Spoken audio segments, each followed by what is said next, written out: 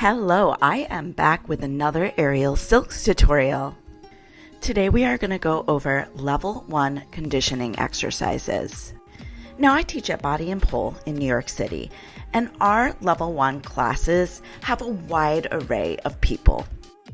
I have friends that have just moved from intro to level 1 and are still working on building strength. And then I have pole dancers or people that have been in level 1 for a while who are super strong. So when I teach conditioning, I give loads of options, which I'm going to give you all today in this video. So no matter what level you are, I always like to start off my conditioning with some shoulder shrugs. We use our shoulders so much in silks, it's important to warm them up. For this exercise, I'm going to do a single wrist wrap to help support my grip. So I start by reaching my arms out wide. I hug the silks in, and then I reach thumbs up. From there, I rotate my shoulders slightly inward, sink my weight down, have just my tippy toes resting on the floor. I come into an invisible seated position, and I shrug my shoulders up and down. It's literally just a lifting your shoulders up to your ears and then lowering them down. I've seen a lot of students rotating them from side to side. I've seen some pelvis thrusts. In case I'm confusing you, let's look at it from the side. I want you to notice that as I lower my body weight down, I have a moment where I tuck my pelvis under. It's important to keep your core engaged. Imagine yourself in an invisible chair. If someone threw a stool under your butt and you let go of the silks, you would be in the same exact position. I usually make my students do about 10 of these and then we move on. Next up, I like to call these rock and rolls. I have teachers that call these hinge backs, but you'll see in a second why the term rock and roll fits this. So I always do this exercise from wrist locks. It's very grippy, so you want to make sure you support your hands the best way possible. I want to challenge myself, so I'm putting my wrist locks on as high as I can. So from here, I'm going to lift my body up. You can even give yourself a little hop, pull my knees in towards my chest, and press my body back like a little ball. I just rock back and forth. That's why I call it rock and roll, baby.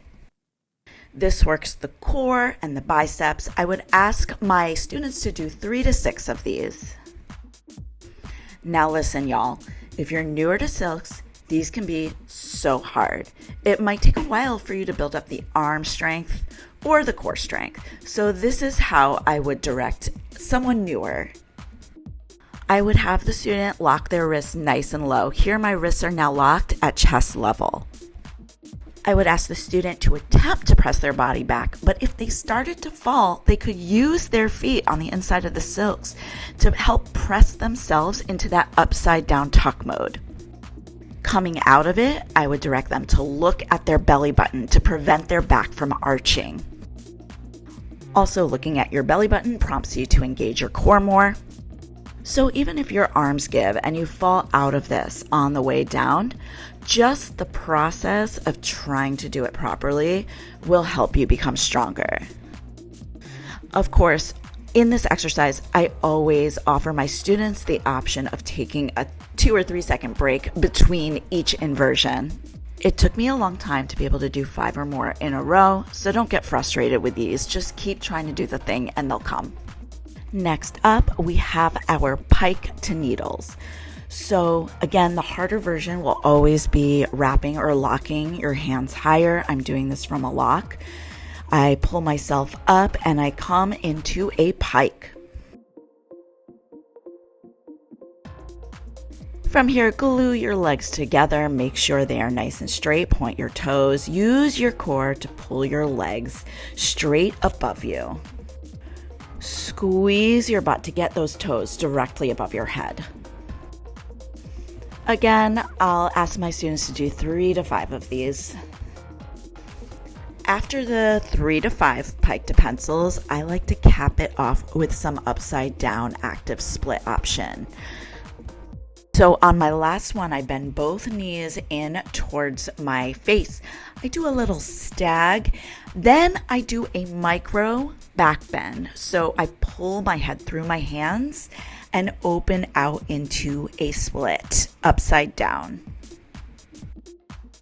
The little back bend, or should I say chest press forward, is what really helps you get those legs open. The best part about this exercise too is that it helps you work on that active split flexibility. No matter what your split looks like, you really have to engage all the muscles in your legs to get those legs as wide open as possible. Also, try and hold it for more than 1 second.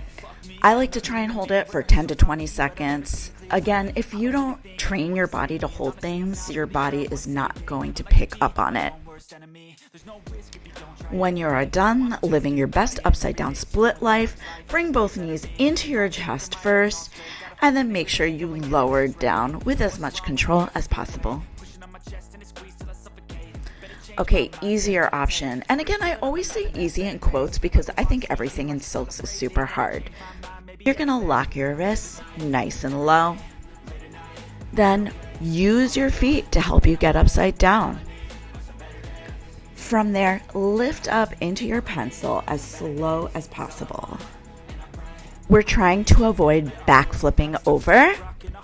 If you start to feel wobbly or unstable, use your feet against the sides of the silks to help you pull your body up into that straight position.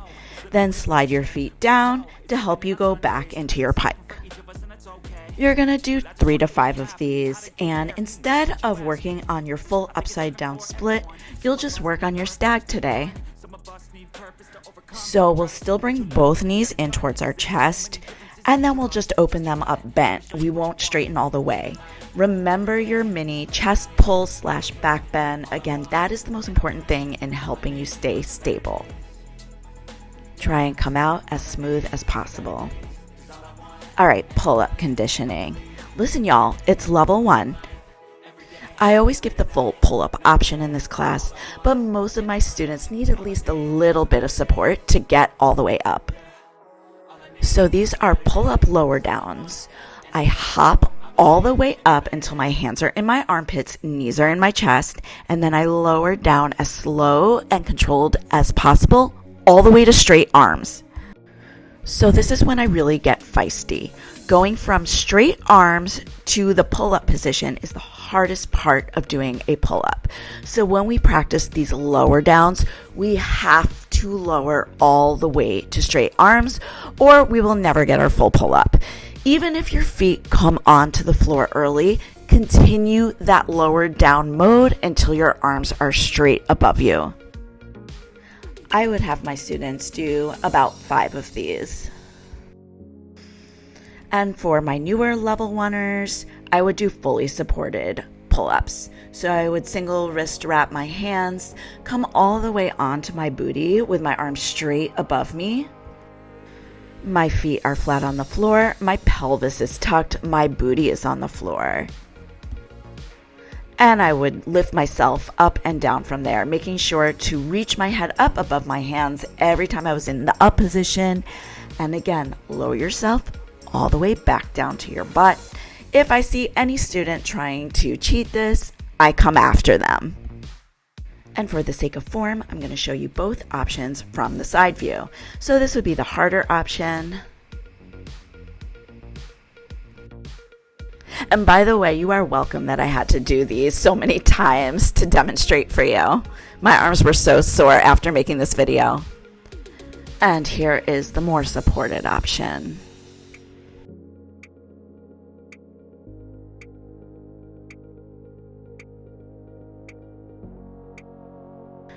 Moving on, we have our meat hooks. Meat hooks can be so hard when you are first learning them. I am going to demonstrate the hardest version first, and then I will break it down for my newer friends. I always like to lock my wrists for my meat hooks. I lift myself up into a straddle, and from there I windshield wiper my legs behind the silks, bringing one leg to meet the other. I go from side to side and make my students do 6 reps total, so 3 on each side. The key to staying up in these is to keep pulling your chest through your hands, squeezing your butt. Don't let your butt droop to the floor. It's really hard to recover and not fall out of it if you do that. As I bring my leg to one side, I practice releasing my opposite hand. Eventually, you'll do these with no wraps, and you'll be able to release the opposite hand completely, and from there, go into a meat hook split, which is so hard. All right, there's different levels of beginner-friendly versions of this. Once again, lock your hands nice and low. If you've never held a straddle upside down before, that might be what you are working on today. So you can use your feet against the silks like I just did to help pull your butt up and then see how long you can open your straddle. That is step 1. Step 2, start playing with tapping the heel of your foot from side to side. 1, 2. Just make sure that the opposite leg stays put. Step 3, see if you can bring that foot across behind one silks and tap the other silks. Try that from side to side. And from there, you would keep working on bringing that opposite leg further and further until it met the other leg. Last but not least, we have skin the cats. Lock your wrists, pull your body up, come into your pike position. Stay glued together, feet are pointed. This is a compression exercise, so make sure you're staring at your knees. You're trying to press your butt behind your hands and then bring your feet forward. You're rocking back and forth. Eventually, these will look much bigger, whereas those feet come all the way out until your legs are parallel with the floor. But remember, these are level 1 conditioning exercises, so I just want your butt to rock past your hands today. Beginner-friendly version. Again, lock your wrists low. This time you'll keep your knees bent, so just stare at your knees as you rock back and forth. It's the same thing. You want your butt to go past your hands, but your knees are bent so you won't have as much weight pulling you down. As per usual, I asked for 3 to 5. And this would be the completion of the conditioning portion of Aerial Silks Level 1 class. Unfortunately, all Aerial Silks is conditioning. So after this, I would teach sequences. I would maybe teach a climb. Sigh, the work of an aerialist is never done. Also, these are by no means all the conditioning exercises I do. I have a bunch of different exercises. I mix each class up with different things. So if you enjoyed this video and would like a similar video with completely different conditioning sequences, let me know in the comments. Also, if you don't mind hitting the like and subscribe button, I would super duper appreciate it. And as always, I take video requests. So if there is any sort of aerial silks, flexibility, yoga type videos, tutorials, follow-alongs you would like to see, definitely let me know in the comments. And please let me know if any of these exercises helped you. Thanks again for tuning in, my friends. Until the next time, happy bending, y'all.